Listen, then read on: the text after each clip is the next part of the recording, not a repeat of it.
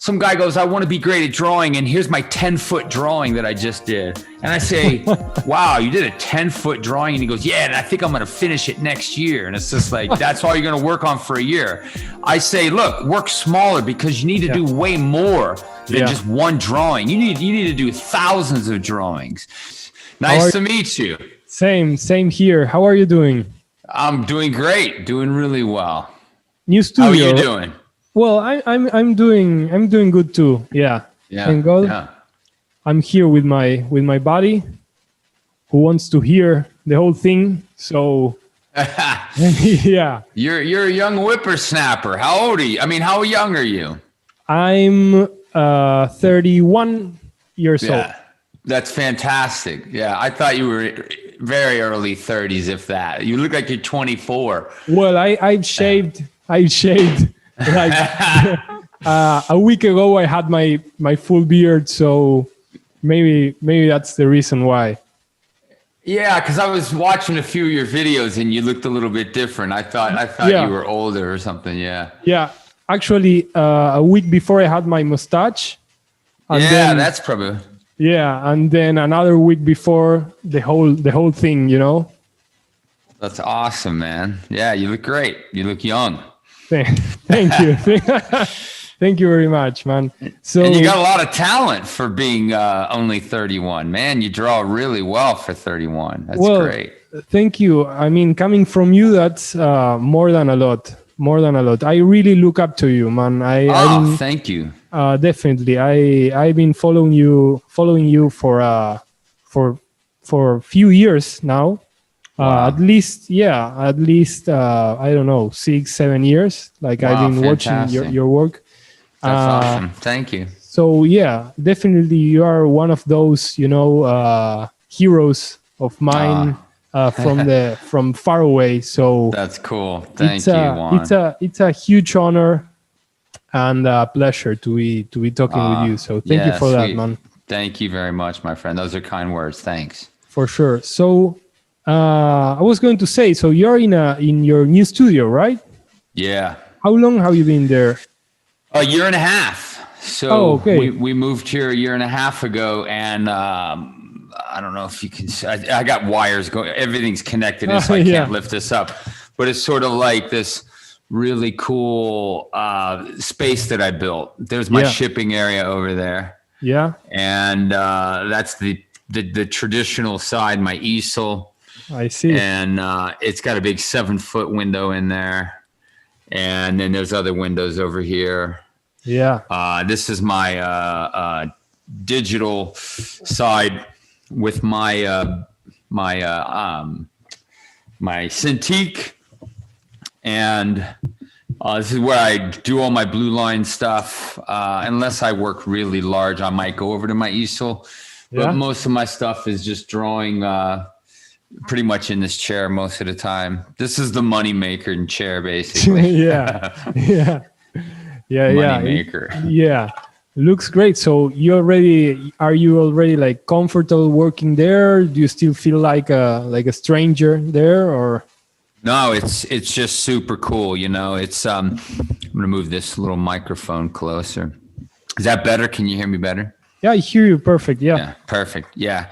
So no, I'm perfectly comfortable. This is the perfect spot for me. It's a beautiful environment. I've got a big indigo blue behind me, the whole bookshelf, the whole wall.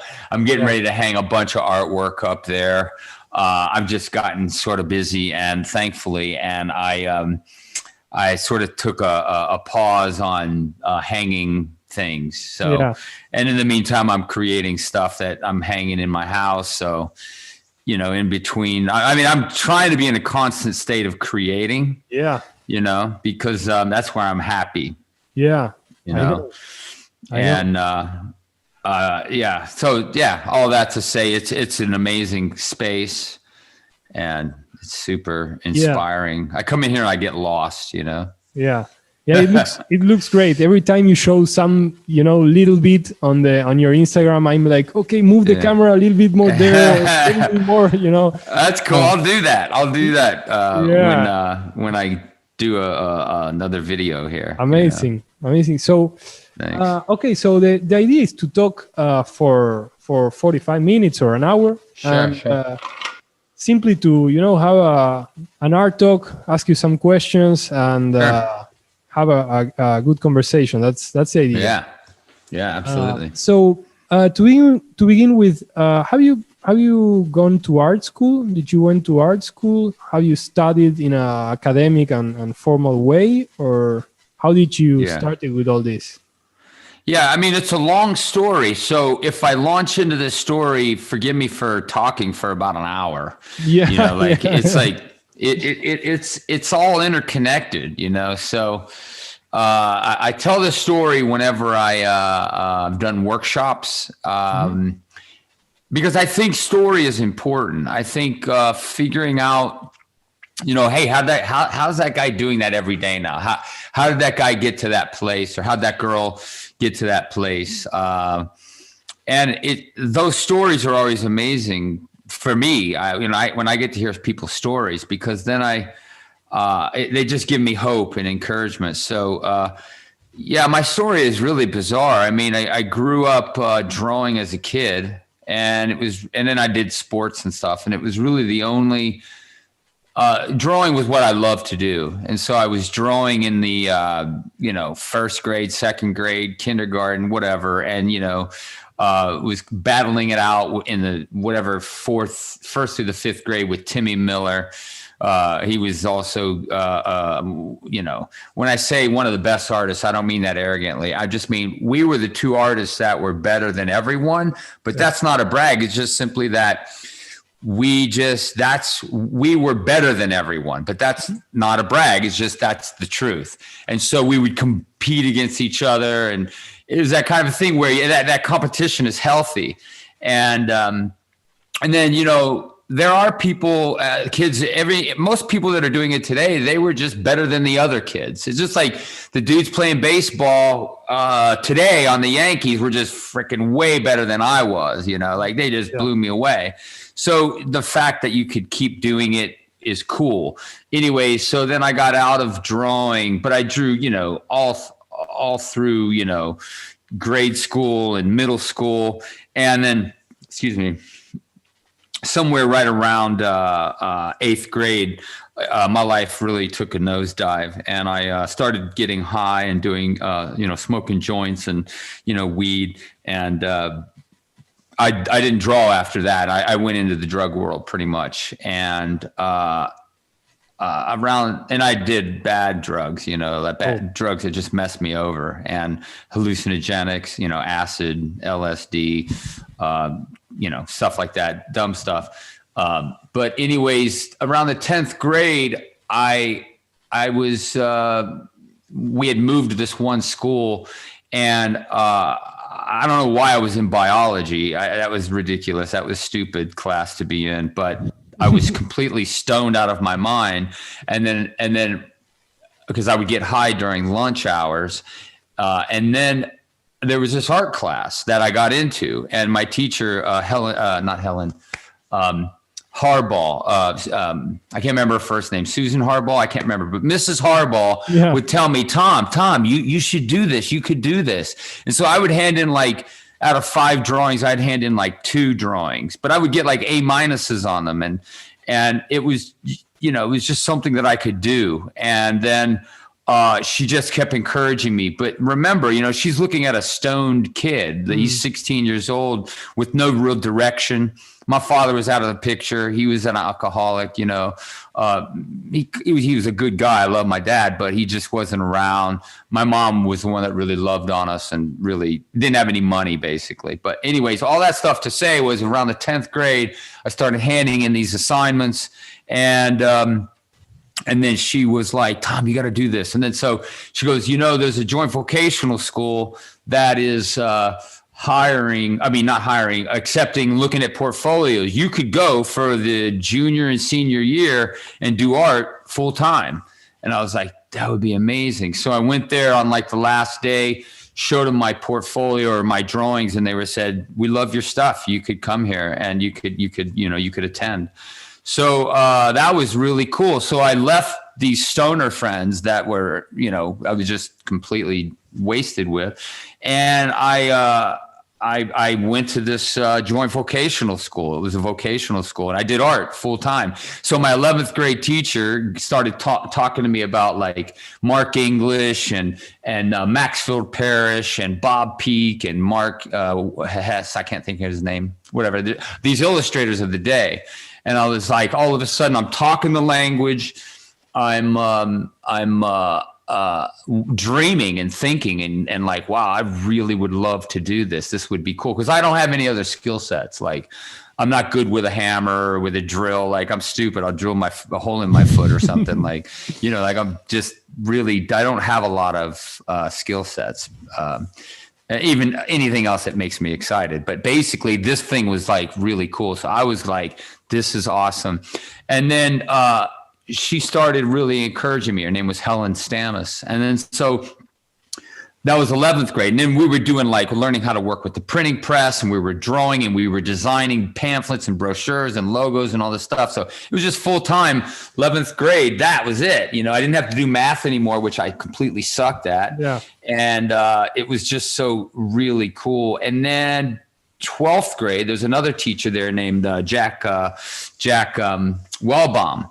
And so Jack Wellbaum was like, you could do anything that you set your mind to, And I was like, I never heard that before. All I heard was, you want to smoke this joint? I was like, yeah, let's do it, dude. So I was like, stupid. But I never heard something as simple as whatever you set your mind to, you could do.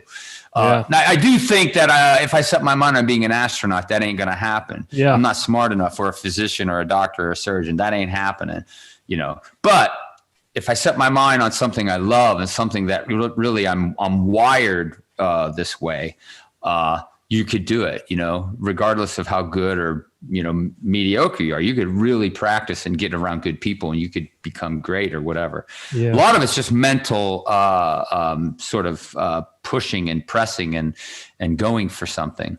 Yeah. So anyways, that was the 12th grade. And then my father kind of came back into the picture. And then I was getting ready to go to art school. My friends were going to art school. And it was in Pittsburgh, Art Institute of Pittsburgh, in Pittsburgh, Pennsylvania. Mm-hmm. And it was like, this would be really cool. My friends were like, dude, you coming out? And they were already there. And I was like, I don't know, because I didn't have any money. And my father was like, yeah, you're going to go to school one way or another.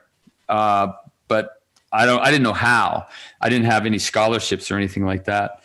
So basically, he worked in the bar system, in the bar industry, in drinking, and he would clean these beer lines. He managed bars. He started managing this bar again, or just started managing this bar called the Lion's Den in Dayton, Ohio. And one night he was killed. He was murdered, and it was like, dude, this is my whole world like completely fell apart, like completely rocked my world.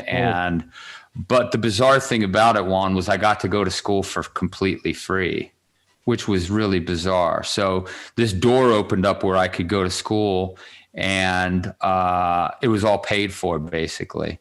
And so I went to Pittsburgh, and when I got there, I was like, I want to be great. I want to, do this. I want to be a great illustrator. And then, so that was only a 2-year school, but I learned all this stuff like composition, design. I learned how to we had design classes. We had painting classes. This was back in the 80s. So, this was where you were still learning how to draw, and they had figure classes, and, figure model would come in and you draw from them. I mean, that doesn't happen in art schools today so much, but it was just like, it was crazy. So I was just in this whole world of continuing to do art. And I was like studying. And then I took the storyboard class. I think it was in my second year. And the storyboard class, I completely despised it. I said, I hate storyboards. I will never do storyboards again. And I then went back home to Ohio during a Christmas break. And I went to this illustration studio in Dayton, Ohio. That was the top place pretty much in the world, or, you know, in America. It was a pretty hot spot of all these illustrators worked there, and they were working on really fun stuff. And in the 80s, illustration was a big deal. Like, it was everywhere. And, you know, Rockwell was still alive in the 80s, and, you know, magazines were big. And if you were an illustrator, you know, these big top guys, in terms of illustration, you know, Bob Peak, you know, Amsel, you know, all these guys that were making all this money doing illustration. And you know, Mark English, I was like, man, I want to be an illustrator. So basically I went back to Ohio, and I called up this guy that ran this, this illustration place called Wanamaker's. And he said, he took time to look at my work. He let me come in. I showed him my book, and he looked at my book, and he said, "What are you doing?" And I said, "Well, I'm drawing Mick Jagger and Pete Townsend. Don't you like these? Aren't these cool?" And he's like, "Hey, these are nice." He goes, "But I don't buy Mick Jagger and Pete Townsend." He goes, "You need to make yourself marketable." He goes, "You need to make yourself marketable where when you graduate from school, that people need you. They need your work. I don't need you to draw Mick Jagger and Pete Townsend. I don't need it." Yeah. He goes, "But what I really need is I need you to be able to do marker work. If you can go back and learn markers, your foot's in the door." So this dude, Nick Stamus, he's still alive. He's one of my dear friends. Reached out to him a few years ago, and he's just unbelievable. He's a great artist, great human being. And he met with me, and that basically changed my life, really. So I went back and did storyboards and took a marker class and just did markers on everything, magic markers. And I just became a marker guy that could do marker layouts. And then after that, I graduated, and this one place was wanting to give me a job in Pittsburgh, rendering like products for the newspaper. This was, again, back in the 80s. So they kept blowing me off, and they didn't give me this job. And my friends were like, "Flu, you really want to live in New York City? Why don't you send your work to New York City?" So I went to the library at Art Institute of Pittsburgh, and I grabbed this book called The Black Book. It was a little small book with all these advertising agencies, design firms, illustrators, and there was these storyboard houses. One of them was Bruce Martin's Rough Riders, and another one was Gem Studios. And when I looked at Gem Studio, they had really great artists that were drawing for them. And I got some printed materials of my samples of my work, and I sent them to them in the mail. And about I don't know, a week or two later, I get this call from this gruff New Yorker. He's like, "You talk Fluharty?" I was like, "Yeah." And he's like, "You draw?" I was like, "Yeah." And he's like, "You draw out of your head?" I go, "No." And he goes, "Well, come on up. We'd like to see your work." And I was like, "Okay." So I they fly me up to New York City, and I'm like running around New York City, you know, from Ohio, basically, you know, green behind the ears. I don't have a clue about New York City, but I sat there for a week, and I don't think they paid me, but I trained for a week to see if I could do it. And really, to do it, could you just draw out of your head? Could you draw from the ground up? Here's a storyboard. Here's a lady sitting on a porch smoking a cigarette. Can you draw that? It doesn't exist. So you have to figure out a way to draw that and then render it. And then they take that into a meeting and show, you know, cool cigarettes, and Cool Cigarettes says, "Oh, that's really cool. You know, we like that. We'd like to do an ad like that." So you visualize their ideas is what you do. And you pitch these products, you sell these products. So they basically, at that point, I'm 20. I think I'm 20 years old, 20, almost 21. They said, we'd like to hire you. And there was a guy there named Ken Bald who was best friends with Stan Lee, and he was a rock star. He was 65 at the time. So I took the job. They paid me $250 a week. I moved up to New York City, and that began my career. You know, amazing. Yeah, just insane. So, I mean, there's more. I'll tell you more. I didn't know if you wanted to say anything, but I was. No. What I wanted to say is, a lot of us we say, you know, drawing or painting changed our lives. Yeah. I think in your case, it really did. I mean, it took you out of a really dark, for what you Totally. said, very dark place. So it I guess, again, for what I hear, it's like a game changer for you. And the story I've just heard is much more than I expected. When I ask this, most artists say, I don't believe in academics, or they say, I went to university, or but there's I think this is the first time I hear such a heavy story, about drawing. So thank you for sharing. It's more than expected, definitely. That's cool. Yeah, it's been crazy. That getting into New York City and getting underneath Ken Bald. He actually drew Captain America, the very first one, and he drew a bunch of other stuff. But to be underneath him for 13 years and taking my drawings every day and drawing what I didn't really want to draw. Like I didn't want to do storyboards. I wanted the lights. I wanted a home run right off the bat. Yeah. But as I sat there and didn't pursue to become known or to become an illustrator, but I said, I'm going to learn this job because this is freaking hard. This is, you got to draw someone holding a Coke like this. And how does the hand hold a can? You go like this. What does that look like when the lady does that? And how do you draw lips and stuff like that? So you're just drawing everything. Yeah. And so I sat there for 13 years and did storyboards, and eventually I moved up to be Kenny and I worked side by side, but our director started wanting my style, so I became sort of sought after in that sense, doing storyboards there. And I was under contract, and it was just the coolest thing. But it sucked at the same time because I hate storyboards. I hate being jerked around. I hate art directors just not caring. I hate the pressure. I hate having no time to go to the bathroom, because the job's due now and it's due 4 days from now and this changes, blah, blah. So all that stuff, all that nonsense of being jerked around, and working for advertising agencies and these tight deadlines, crazy deadlines. We'd go down for like 4 days straight,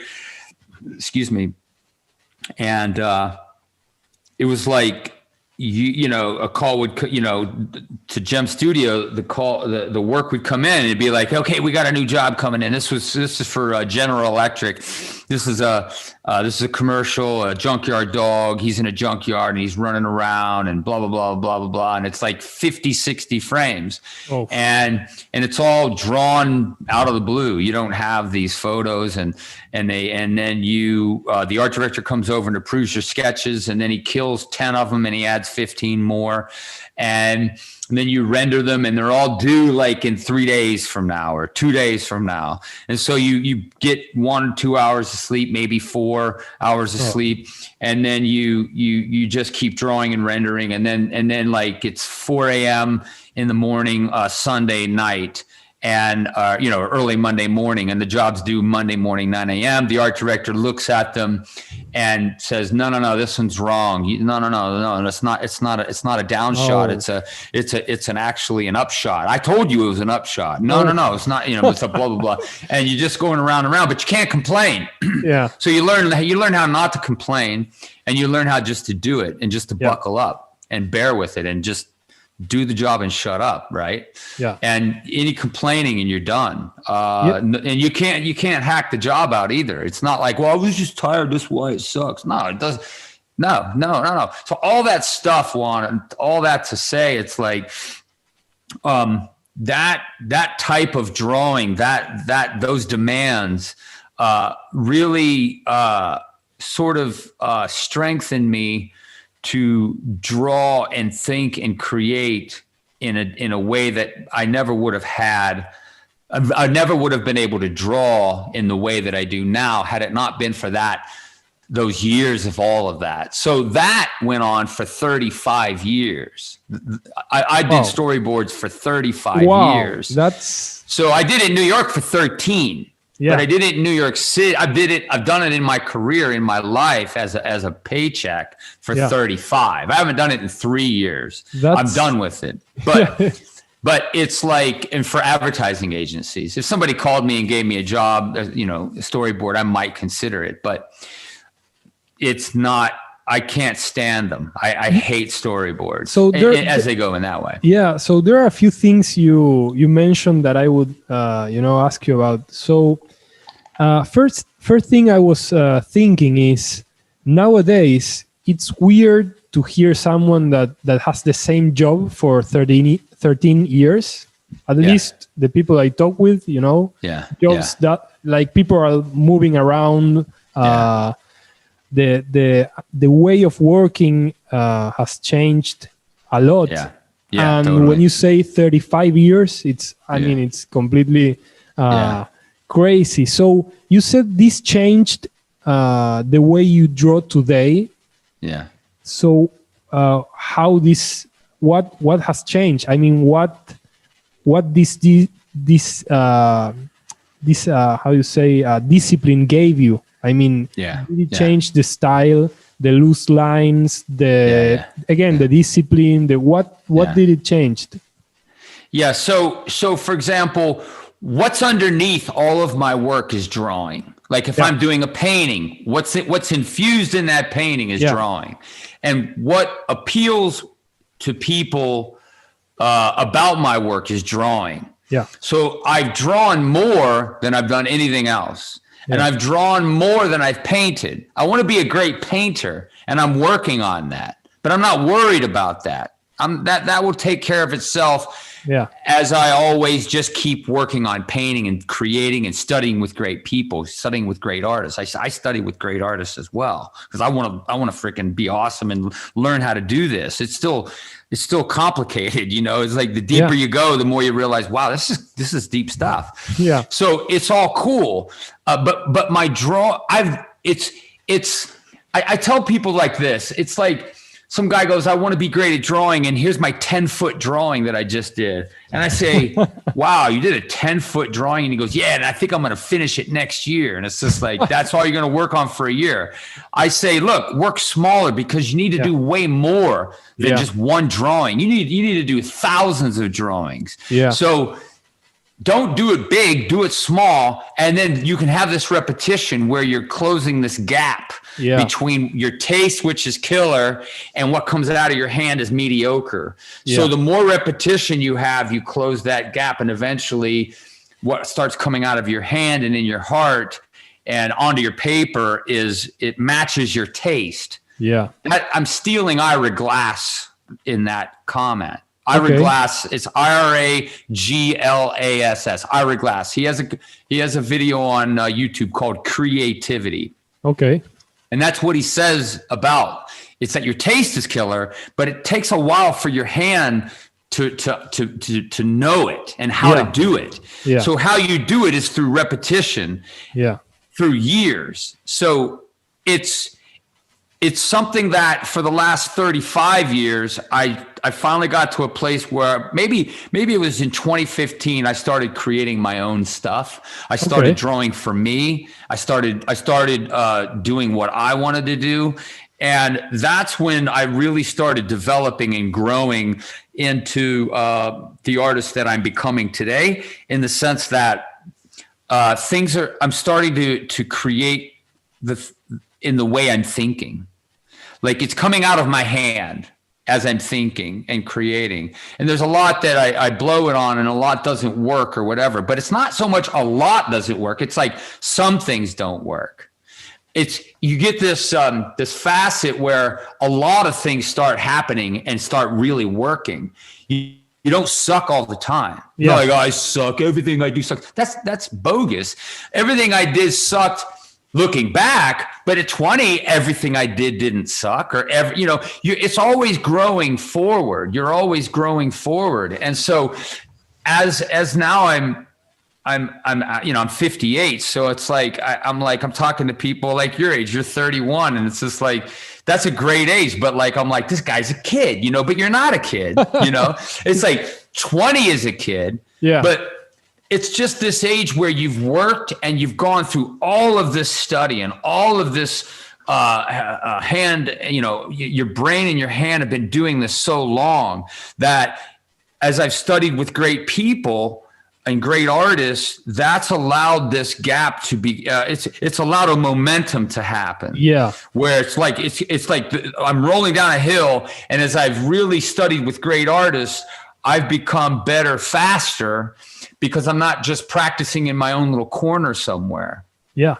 Yeah, I have a theory. I'm really learning. Yeah, I have a very similar theory to that one that about the taste and your skill level that I probably stole from somewhere else. That is actually, I think I heard this from John Mayer, the guitar player. Yeah. Mm-hmm. Yeah. He said like when he plays a note, he's always saying like, not there, almost, but not there. And what he says is your taste is always a little bit further. So that's good. You have your taste, let's say you have your taste here. You have your skill here. Once your skill get closer to your taste, you develop even more your taste. So you're available to appreciate more stuff and other quality on the paintings or drawings or music. So it's always moving, and you're always behind. So it's a very fantastic. Similar. Yeah, That's it's beautiful. very similar to your idea, But I love that. Yeah, I think the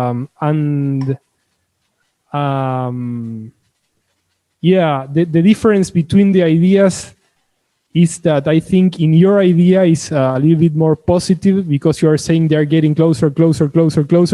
And in mine or John Mayer's, he's saying like you will never reach, that that same point, which for me is a bit more. I heard Victor Kalbachev said this. I think it was Victor. No, it was Karl Kopinski. That he said he saw in a documentary that you die never reaching the level you wanted to reach, and for me that's like relaxing, like I don't have to, I mean, of course I have to go as good as I can, but not to think that one day you will reach that level. You're not going to reach. You have to do all the best, but relax, enjoy the moment because you can't wait for that future day, like never comes. I would just say, I don't worry about what level I reach. And what's freeing for me, and I've said this somewhere, it's freeing for me to know that I'll never be a Zorn, Anders Zorn or Sargent. That's freeing for me. I don't have to worry about it. Or Bouguereau. Those guys were on a whole other planet, stratosphere. And that's okay. I don't have to be that. I can't be that. But I can be me, and I can really press in on the days that I have and say, wow, if I have another 10,000 days, that's what 30 years is basically. It's like 10,957 days is 30 years. And if I have another 30 years and I'm still thinking and clear-minded, man, I'd like to get good. I'd like to really press in and really, really use my days wisely and say like, wow, I want to get better. I want to figure that out. I want to so I'm trying to be specific with what I do and what I don't do. And I'm trying to draw the right thing. I'm trying not to go take drum lessons as well, so that I'm not spending all my time playing drums. Like, what's the point? I want to be great at what I do here with this, with drawing and painting and creating. And so that's become my main focus. And again, in engaging people, artists, doing this, having these conversations. This is like life-giving, and it's cool because we kind of see a little bit into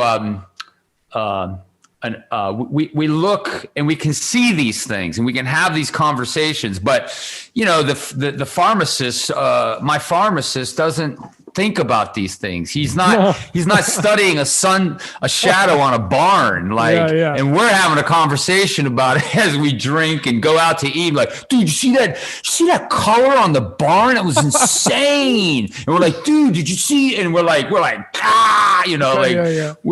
into it. And so that's a magic. That's a beauty. I think that's a blessing. That's how God has made us. You know, there's the runner, Eric, I think his name was Eric Little. I don't know if it's Little.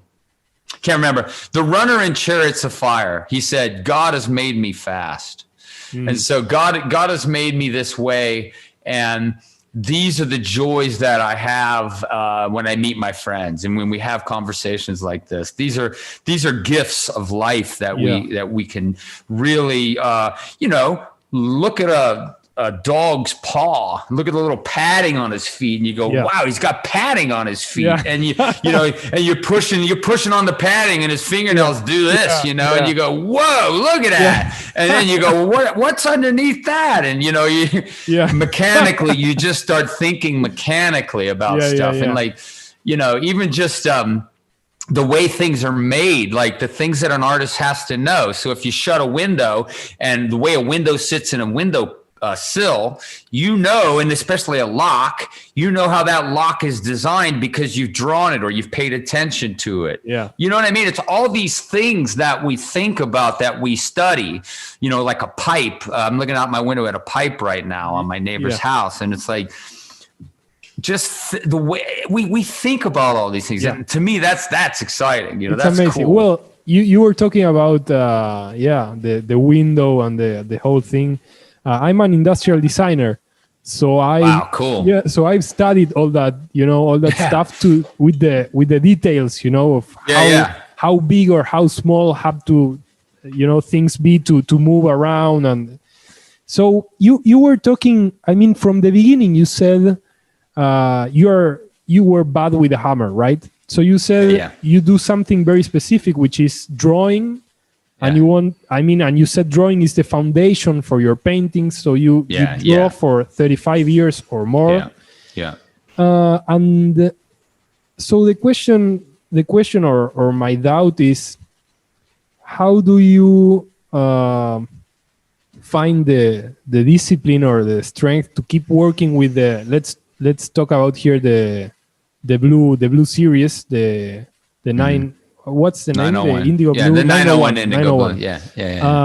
So, and you said you are going forward and trying to be better and better. And so how, like my question is, do you ask yourself, why don't I introduce color? Why don't I introduce more variables? Or like, how do you keep on that track, on that path of the blue pencil?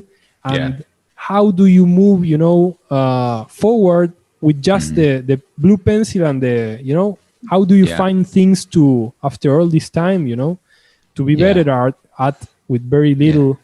That's a great question. It's an extreme focus, but it's not rooted in any sort of a desire to make a statement. It's completely rooted in what I love. So I'm not drawing to make a statement or to say, hey, isn't that the guy that does the 901 Indigo Blue stuff? No. And then I'm only going to draw with the 901 because I want to create this whole image around myself. And I'm going to, not at all. I found that dang pencil at the bottom of a box one night when I was walking out of my studio. And I just picked it up and said, wow, 901 Indigo Blue. Never heard of it before, but it was a Prismacolor. I did a line with it, and I was like, wow, that looks really cool. And I was like, that looks like an animator's drawing. And I've always loved those blue. They're really more like light blue animation. Excuse me. Yeah. I love that look, and they're lighter blue. So this was a nice solid like blue gray, and I was like, wow, that's really cool. So I woke up in the morning and I did a drawing of Hellboy, and I put it up, and it got a tremendous response. I put it up on social media, I think, yeah, it might have been Facebook or whatever, Instagram. I'm not sure, but I put it up, and it really, I don't want to say blew up because that's like overrated. It got a huge response, and so I didn't keep drawing in it because it got a response, but it got my attention. But I also love the feel of the pencil. I love the look of it. And the other thing that, and I think this is extremely important, was back in 2012 at Comic-Con. I work at school. I work with schoolism. I have a few classes on schoolism, which I think you know. And they put up a drawing I did of Tom Hanks, and it was in like it was for a magazine I did. I did a caricature of Tom Hanks, and I just remember seeing my drawing of Tom Hanks' portrait sitting on this banner for schoolism. Yeah, and I was like, wow, that's really cool looking. And I've always been a huge fan of drawing, looking at a sketch. Yeah. So again, I'm saying these are things that I love. So I'm not just trying to make a statement about drawing. I'm saying these are the things that attract me. And so when I saw that drawing there, and I also paid attention to a few other things that people would say, they would always say, man, dude, I love this drawing, or this, your drawing, or your line, or man, the way you draw, whatever that was, right? I would take notice of those things. And I would say, I think I need to pay attention to that. But I did love it as well. So when I started drawing it with this blue pencil, it was just sort of presenting, look how cool drawing is. I wasn't trying to make a statement to everyone like, hey, everybody, I'm going to tell you how cool drawing is. That's not what I'm saying. What I'm saying is I was so attracted to drawing that I just wanted to do it and put it up. Yeah. And it actually touches a chord in all of us. And I've said this in the 901 Indigo Blue trailer, is that I'm just talking about what we love. We all love drawing, and we all love great drawing, and we all want to be great at it. And it's really tough to do. I don't have it figured out. I really don't. I'm figuring it out, and I'm working towards it every single day. And I love the way I draw. That's not a brag. I'm not trying to say, I don't know what I'm doing. I know what I'm doing, but I want to know more of what I'm doing. And so it's this idea of knowing that I'm hitting on something, but more like, okay, I got to hit to the next one. I got to do the next one now. And then right now I'm painting. I'm painting something for my house because I want to develop as a painter. And I almost want to disengage from any pursuits of expectancy. Like, everybody expecting me to draw, I'm going to now do a drawing. No, I forget it. I just want to have fun. I want to do what is moving me and what I'm excited to do. So if the blue ever bores me, I'll move on. I grabbed a brown pencil a year ago and started drawing with a brown pencil. I said, I was like, I was drinking like warm beer or something. I was like, this just doesn't feel. I threw it down and grabbed my blue pencil. I was like, yes. So it's just this idea of what excites me. Is what I want to try to do as much as possible, regardless of if anybody pays attention. Yeah. Because there's a lot of things, somebody said everybody's trying to be a rock star. And in my opinion, I think we are all trying to be rock stars. And I'm guilty of that on any given day. Hey, all this stuff you got to think about with social media. But now I'm just like, you know what? I don't want to care. I don't want to try to get likes. I don't want to try to make a statement or now I got to do a post. None of that stuff. At this point now, I'm trying to be just like, I'll put this up because it's legit and it makes me, it's the right moment for it. So all this stuff of, Yeah. So I wanted to ask you, now that you're talking about the social media and what happened with with Hellboy drawing and what you're saying now, that you're trying to disengage with all this crazy momentum we are all having, with all this, what's happening in the world, like social media is in our lives more than ever. Right. And I wanted to ask you, like, if this Facebook, Instagram, did it change what you do, what you draw, your way of working? How? I mean, it probably did. So how? So Instagram is a great thing. I view Instagram as really a necessity for what I do. It's to do what I love to do, to put it out there and to engage and to encourage and to interact. Those are the things that I'm interested in. Yeah. And so it's not merely one-sided. It sounds maybe false to say that. But I am reaching out and engaging people and being a human being by being reachable and responding to people. Yeah. Some people you say, man, dude, that was awesome. They don't say anything. You can leave them a message. They don't respond. You're like, well, I'm sorry for being such an idiot that you are so good that you won't respond to me. Yeah. So that stuff drives me nuts, right? Yeah. So I'm trying to be just a human being, a friend of people, and engage. And so social media is a cool thing because then I know people are interested. So I'll make a book and I'll sell a book and I'll sell a print and I'll sell a drawing, you know? Oh, there you go. Awesome. Thank you, by the way. Thank you. So that's a cool thing. That's not like, it's not just one-sided. It's that we can all talk about what we love. And so it does help to provide for me to do this, you know, to be able to do this. But anyways, social media is important. I just, in the last few years, I don't try to use it in a way that I have to do something or I have to perform or I'm just doing this drawing just to get likes.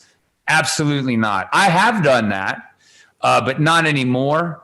Those things always fall flat for me. And then you just keep checking, well, how many likes do I got? And then you get 500 likes and you go, that sucks. I suck. I only got 500. This one got 3,000. I suck. And it's just like, well, wait, I love this drawing that got 500, but you're letting this validation, you're seeking validation. And it's just like, hey, that girl winked at me over there. Oh my gosh, I must be cute. Like, I must be handsome. Like, no, forget it. Like, who cares if this guy doesn't like your work or this person? So it's almost like this validation, trying to get to a place where you're comfortable with just being yourself and creating and not trying to be so sort of like connected to it that it's life-giving or life-sucking. It is life-giving when you put something up and it gets a huge response. That's really, really cool. But it's almost like sometimes I've not posted on purpose because I'm like, it's almost like this. If somebody told you you were awesome every single day, and you're awesome, and you're awesome, and you're awesome, and you're awesome, and you're awesome, and they just kept saying it. At some point, they're not saying it enough. Like, it's bizarre and weird how we're wired is that they don't praise you enough now. Yeah. I'm saying these celebrities that are out there, they've gotten lost, I think, some of them, because praise is a bizarre thing. Yeah. It's a really weird thing. So anyways, it's really cool to be liked, and it's really cool to have something you do be really genuinely received. Don't get me wrong at all. But it's sometimes nice not to post and to let people want to see your work. And I told a friend of mine who's unbelievable, hey, you know what? I think you post a little too much. And here's why I'll tell you this, is because I don't really care as much if I see 15 posts a day on your work. But you're so unbelievable if you spaced it out and you gave me something once a week or twice a week or 3 times a week. Wow, I might really stop. But if I see 15 posts in a day, it doesn't. We get tired of it. Yeah, you know what I mean? Like, we're wired in a way that it's bizarre. So all of that to say is, I hope I don't come across as a snob. I'm just trying to say I'm extremely grateful for social media. I find it perplexing. I don't have it figured out. And I also want to try to just create without any motives. I actually wrote something down that I said to someone just the other day because it was helpful for me to remember this. So right now I'm doing something that I'll post later, but the reason why I'm doing this is just for my house, but it has no motive attached to it. And I said, really what this painting I'm doing is I said, it's a joyful disengagement from motive. And I was like, wow, that actually sounds really cool, man. But I was like, that's helpful for me. So I wrote it down just so I can say, yeah, I think I want to create things that don't have a motive behind them. Mm-hmm. It's a joyful disengagement from motive. And I was like, wow, that's helpful. And so those are the things I'm thinking about. I definitely want to post. And I know when I'm creating something that's really cool, I'm like, wow, this is really, really cool. And I'm grateful, I'm like, I'm a Christian. So I'm like, God, thank you. Cause I pray, God, let me understand this stuff. Let me know how to create. Let me figure this out. And so I prayed that he would just give me wisdom. And so as I'm creating, I'm just like, wow, that's really cool. And I have this sense or this feeling that I know this is cool. And when I put it up, it gets a solid response. If I'm not sure about something, or if I know it's just to put it up, or just to get strokes or whatever, that's when it falls flat. The other thing that's weird, lastly, real quick, the last thing about social media is sometimes you may not know, you may think, nah, this thing I don't know. And then you put it up and it just blows up and people love it as well. So then that makes you back off and say, I don't have this figured out at all. And that's actually a really good thing, Yeah, that's good. That happens very, very often to me, like I have a drawing I love and I say like, okay, finally I'm doing something I really love. I enjoy it has this and that. And I say, okay, I'm going to show this to people and I put it up. Right. Nothing happens. Right. Like it falls, and there are other times in which I'm not posted for a week, let's say, and I have a drawing that I'm not too convinced about. I don't like it. I see, mistakes on proportion or whatever. I don't know. I can't have it on my desk. It's like far away, and I say, okay, I have to post this because I have to. People react like if it was amazing. Right. So, like those days, I'm saying, okay. I don't understand people. I don't understand, my drawings, this thing, how it works. Like, and here's what it boils down to: just keep drawing, keep creating. Right? Yeah. Don't try. Just say what moves me today, and just do those things. Yeah, but I wanted to ask you because, like, I agree with everything you're saying. You have to draw something that moves you. You don't have to post only to post and. These are things that, that's how it should be, But there is something I wanted, to ask you about, and it has to do with this. And it's like, you can't wait. You can't be waiting for the stars and the perfect weather and to be inspired and to feel good to draw. Right. So there are times, and I'm not talking about posting, but I'm talking about drawing, Yeah. Like I'm making a living out of this, so I can't say, okay, today I don't feel like drawing. Tomorrow I don't feel like drawing. Like next week I will see if I draw something. Right. I can't give myself, that permission. So I have to push myself to keep doing it, even if I'm not inspired to learn how to inspire myself or motivate myself. If I don't want to do it, I have to do it anyway, or try to do something small or different or so there's, like this, how you say, I don't know if it's controversy or like this contrast between not doing it only to do it. Yeah. On one hand, and on the other side, like, you have to push yourself on those tough moments you don't want to do it, because if not, we were doing, napping all afternoon. And Yeah. So how do you balance? Do you have a daily routine? Yeah. First of all, I don't have to push myself to draw. Like, I want to create 24/7. Like that's only happened in the last few years. Like I really could just come in here and just draw like crazy and create. And I have a lot of things that I want to do. So I'm not disciplined. It's just there. It's just present. The desire to create and to get good and to figure this out. It's like, it's just there. What I have to be disciplined and really work on is doing what's supreme. And that's being in relationships. Like, those are more important than just coming in here and creating and making a name for myself. I know that I have time set aside as my job to create. That's a gift. But my wife is important. My family is important. And disengaging into family is key for me because it's eternal. It's supreme. It's superior. If I were to, if you were just to sit in your studio every day and just create, and any human being that came up to you and said, hey, Papa, could we go to the park today? No, get out of here. I'm creating.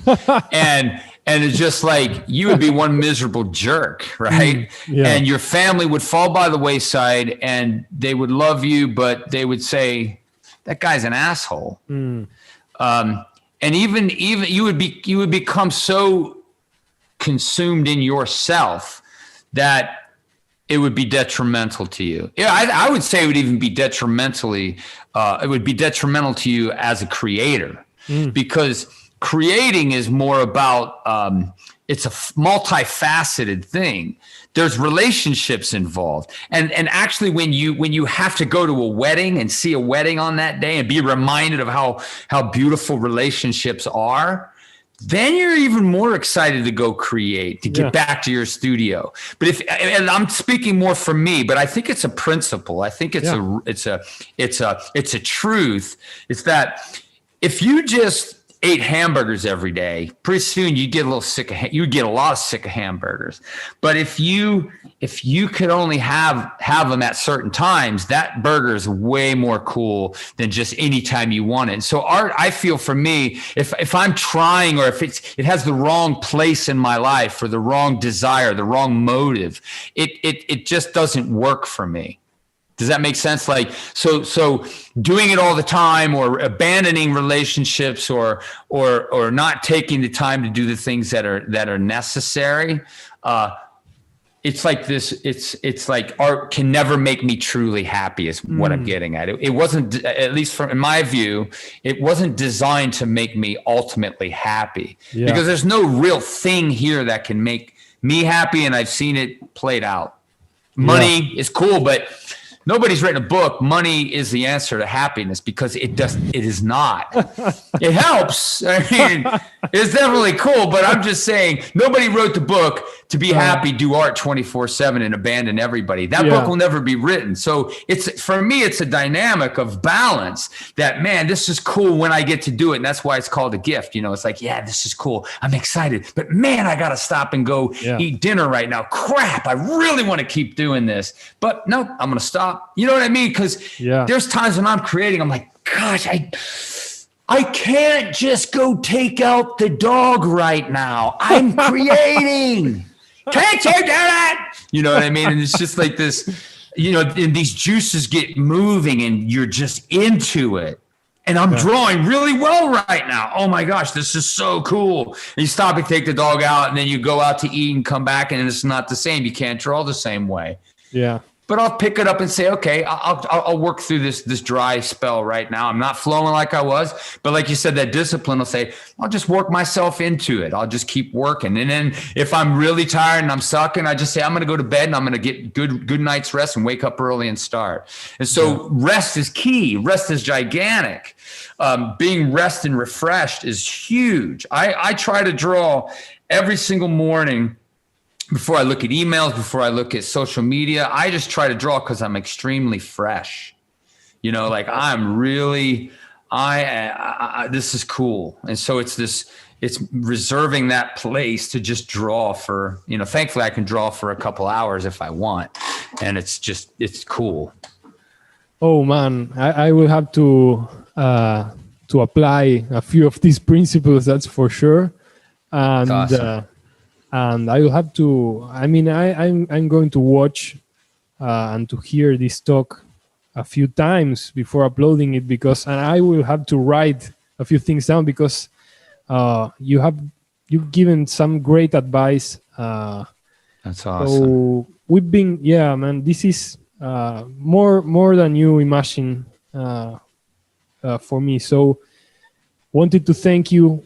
We were talking for around an hour, so I don't want to take more of your time.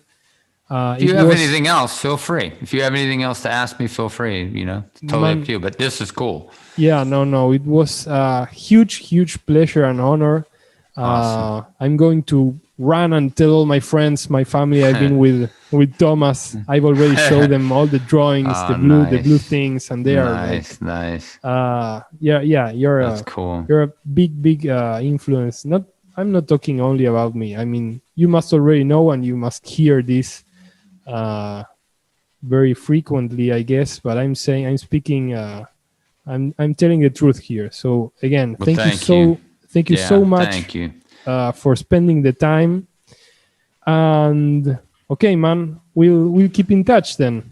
Yeah, thanks, Juan, for this time. Your work is great. I'm looking at it there. I've been looking at it. It's beautiful. I mean, you throw 20 years on you, it's like you're just going to see an amazing amount of ability just continue to happen in your way. Your work is fantastic. So thanks for reaching out. It's been great to talk like this. So. Thank you so much, Tom. All right, my friend. Let's keep in touch. Big hug. Take care. Thanks, buddy. See you, man. Bye-bye. Later. Bye-bye.